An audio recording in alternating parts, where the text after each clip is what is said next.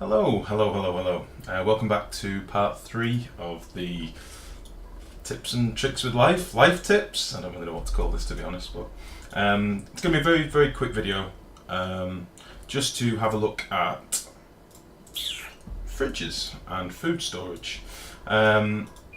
It's a question that's come up quite a few times. People wonder about how to store their food early game and prevent their food from going rotten and stuff like that. So I thought we'd just cover it very quickly. It should only be 5-10 minute video, really quick. So let's start from the beginning. So at the beginning of the game, most people will be aware that you start with a ration box, and in your ration box you normally have some food rations, and very soon you'll have some muck root and things like that. And as you dig out more and more of the asteroid, you'll start getting more and more sort of free food. And as you start making mush bars and lice loaf and things like that, pretty soon you'll notice that if you don't do something about your food storage, you'll start getting rotten food. Now, if you are fortunate enough at the start of the game to have a lovely pocket of chlorine or hydrogen or even CO2, it doesn't really matter.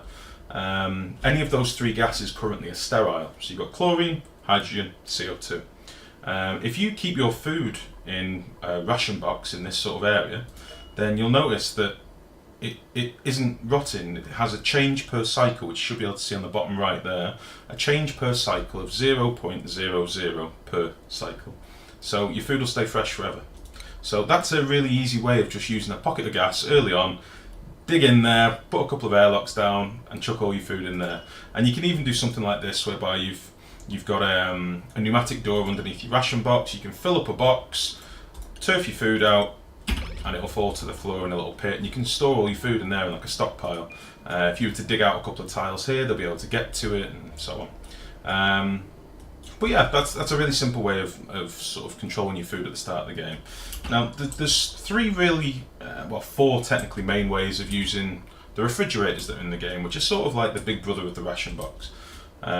Refrigerators first and foremost can be powered, and that's sort of their intended use. That's what they're meant to be done in the game anyway. They take 120 watts, they emit a small amount of heat. I think it's 2.5 watts, something like that. 2.5 watts of heat. But essentially, as long as you keep them powered, again, they'll have a change per cycle of 0.00 towards rotting. The only thing is they do take 120 watts. And early game power can be a bit of a commodity that you don't really have too much of, unless you've got loads of manual generators and you've got a flying start and you've got natural gas everywhere and all these things. But if you can avoid it, a simple way of dealing with fridges is to put them in either a cooled area. Okay, so we've got an area with some wheeze-warts in. This is basically super cold in here. So again, we've got food inside that is at a change per cycle of 0.00. Okay. Another option is a vacuum. Now, a vacuum you can just make with a pump. It doesn't need to be a big room like this. It can just have 2 or 4 fridges in it. But essentially, a vacuum again is a sterile area, so you'll get a change per cycle of 0. Okay.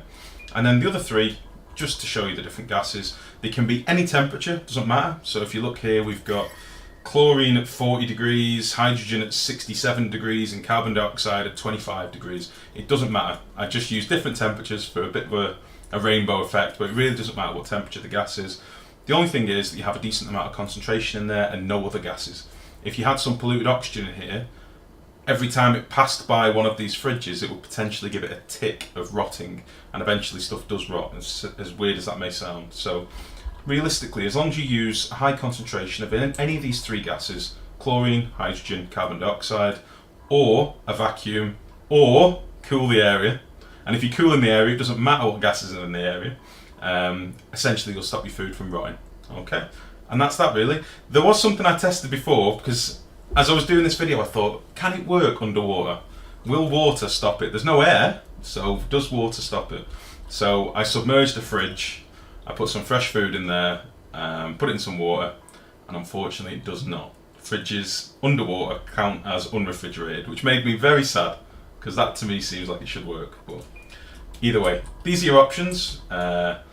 Alternatively, you can power them, and that's it really. This is just a way of saving you a bit of power when you've got a load of food. As you can see, we've got like 1 million food on this because it's my testing debuggy world. So yeah, we need quite a few fridges. But that's it, guys. I hope that's helped. I'll be back shortly with another video, and we're going to be talking about these little critters here and how to get them where you want them and how to feed them. So thank you very much for watching. If you haven't already, please do follow me on either Twitter, Twitch, or send me a few comments on YouTube. It's probably the best way of getting hold of me. And as I say, I'll be back with another video later today. Thank you very much, guys. Take care. Bye bye.